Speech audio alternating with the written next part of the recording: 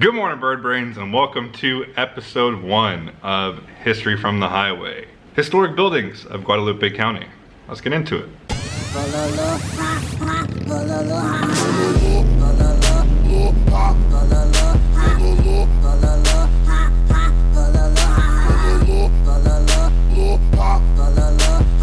So with this being a new series, I thought I needed to hop on here and kind of give you guys a laydown of what this series is. Long story short is I love history, whether it be world history, national history, state history, or local history. I like it. I like to know everything about the area that I'm in. And with me being a bit new to this area, I figured why not start local and work my way out. In Texas, I'm sure they have other things in...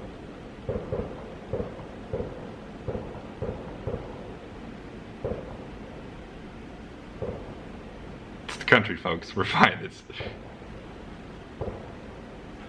fine. It's not a gang war. It's just probably my neighbor testing out his new rifle or something. Anyways, in Texas we have these things called historical markers. I'm sure other states have something very similar, but basically says at this site X happened, or at this building this happened, or this building significant because XYZ. Essentially, I want to visit as many of those as I possibly can. Like I said, starting from close and working my way out.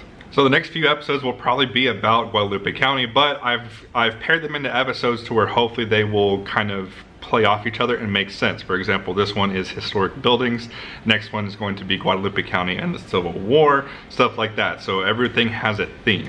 And essentially, we're going to be learning about history from the highway. All right, guys, hopefully that covers it. Let's get on the bike.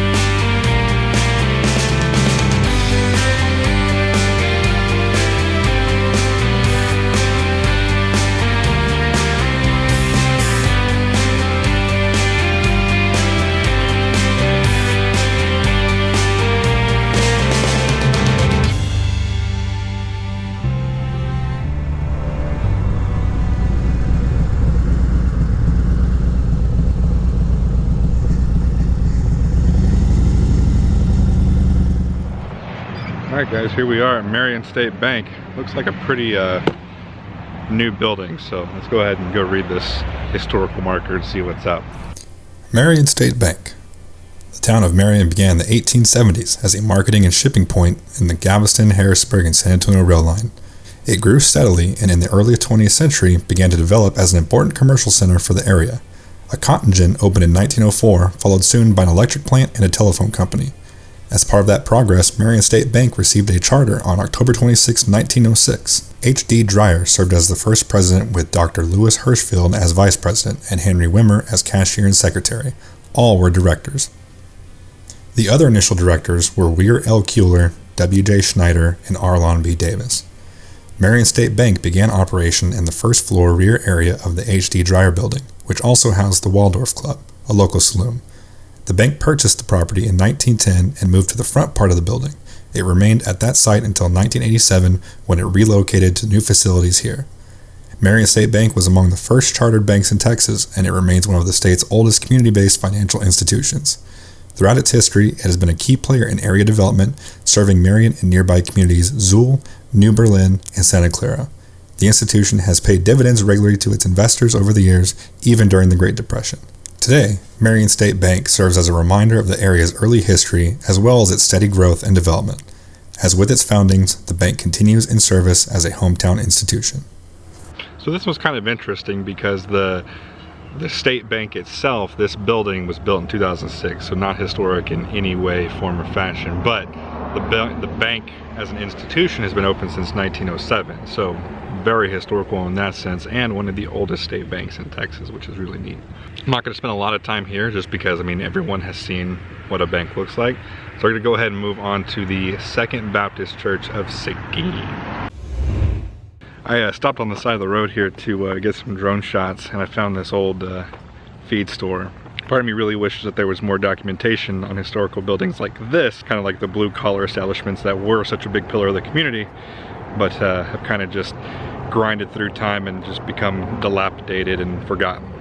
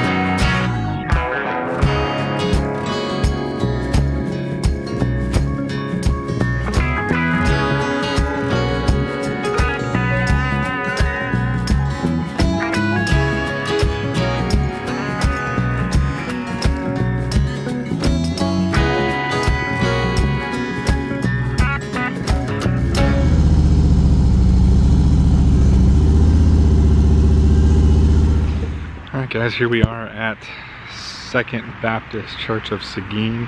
They have their historical marker here, a little fence around it. Second Baptist Church of Seguin. Following the Civil War, freedmen and their families settled in communities and sought out a place to educate their children and a place of worship. The Reverend Leonard Ilsley, a native of Maine, came to Seguin before the Civil War and remained after the war to assist the freedmen community. He helped organize several freedmen churches in the county, performed dozens of marriage ceremonies, and financed the building of a male dormitory at Guadalupe College. On November 16, 1865, Reverend Ilsley met with a small group of freedmen and freedwomen in Seguin and organized the Second Baptist Church of Seguin. The congregation eventually settled into a small concrete and adobe building on East Court and South Bower Streets known as the Andrew Neal Church House. Reverend Ilsley preached and provided pastoral leadership until Hiram Wilson was appointed pastor in 1867. Prior to emancipation, Hiram Wilson and his brothers were slaves of a Presbyterian minister. Under Reverend Wilson's leadership, the church purchased property at its current location on South Guadalupe Street in 1874 and built a building for worship and a school. Membership included several Buffalo soldiers, successful business owners, and educators, including William Ball, who organized the Abraham Lincoln School and served as principal. Ball served as pastor of the Second Baptist Church from 1884 to 1920. Born in a time of turbulence and turmoil, the Second Baptist Church of Seguin has been a beacon of safety, hope, and faith for the African American community of Seguin for well over 150 years.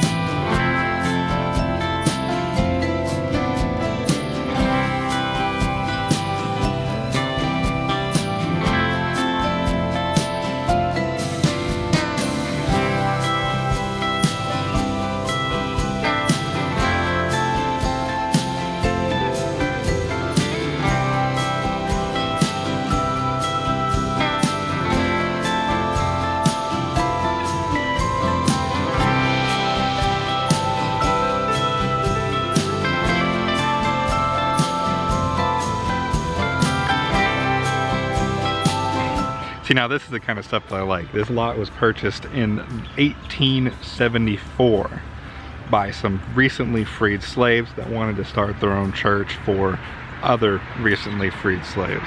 This building that you see here was actually built in the early 50s, but actually continues to hold services to this day. I like knowing that I'm at the place where significant things took place, no matter how small they might look on the national or global scale, but something that was important to the local community at that time. Alright guys, on to our last and final stop is going to be the Women's Club Room, which is just going to be a short ride over to the historic section of downtown Seguin. I was just leaving the church here and I noticed this tree. My God. How old do you think that thing is? My guess is at least a few hundred years. That thing is massive. There's a good chance that that tree is original to the property when it was first purchased back in the 1870s.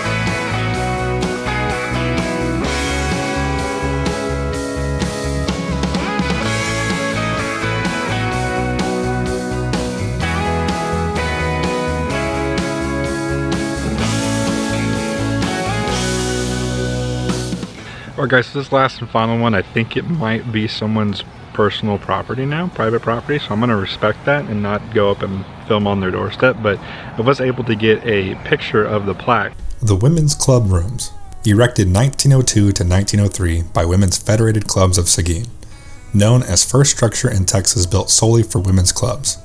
To finance the building, which cost $500, women under leadership of Mrs. Joseph B. DeBrell held bazaars, theatricals, and ice cream suppers. C.F. Blumberg was contractor. Present site, the fourth, was a gift of Mrs. Edgar Nolte, 1937. Utility areas were added to the two original rooms in 1949. Architecture is Greek Revival.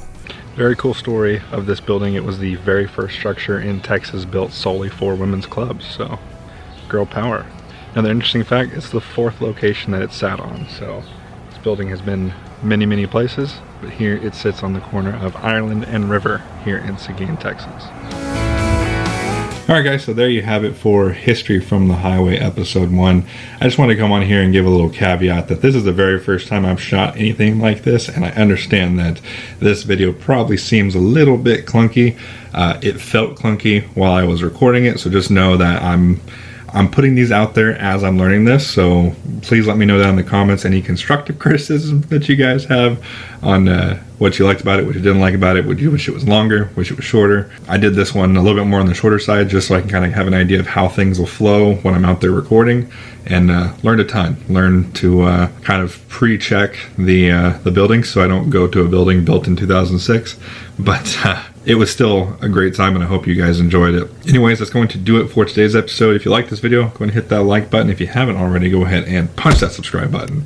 As always, thank you for watching. I'll see you guys next time.